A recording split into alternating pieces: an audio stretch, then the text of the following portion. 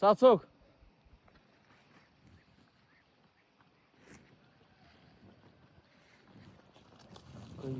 Aha, budur. Ha, götür.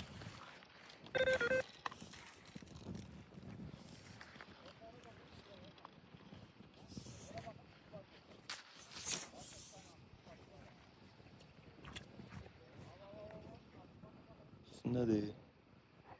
Ha? O dartdı geçer. Üstündedir. Yesən. Hayırlı olsun. Məsafə çox uzaqdır. Bunu hara göndərdin sən ki? Onu dev qamışın. Tamam.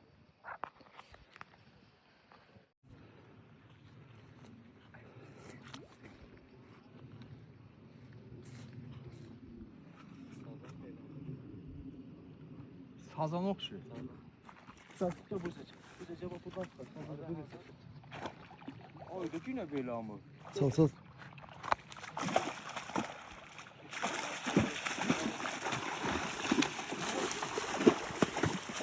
Ay maşallah, ay maşallah. Bereketli olsun.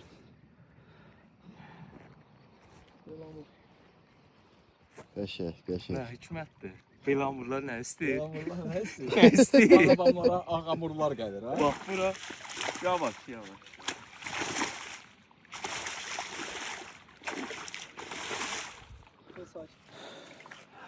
Saat neçədir? Saat neçədir? Saat 11:23. 11:23. Və Üçüncü Belamur balığımızı üçüncü balığımız. çıxartdıq. Üçüncü belamurumuzu çıxartdıq. Gözəl balıqdır. Ortasına koyup böyle balaca tutup biraz o şey var ya gelmesin qavağı. Tərəzimiz Burası da 0. balıq. 0. Görək bu üçüncü balığımız nə qədər 7 gələcək. kilo, 200. 7 kilo, 200, yarım kilo da budur. 7 kilo 700. Şey, 700. tarasına çıkmıştın o. Tarası 200 gram. Yo, çok yok. Yarım Çok kilodu, 7 kilo 200 dedim senden çəkdini. Elə. Aa, Allah kilo 200. yarım kilo tar yetsin 7 kilo 200. Ben ne dedim? O da Dedim dedi, 7 kilo 200.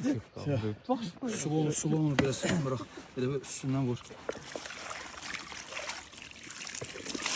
Əziz balıqçılar, üçüncü balığımızı tutduq. Üçüncü ağamuru. Onu da ənənələrə sadiq qalaraq geri suya buraxırıq.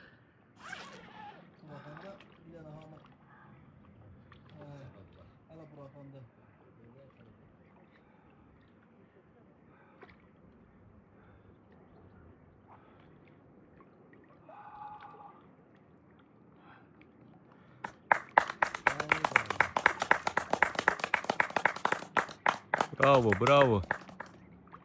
Bravo. Getdi.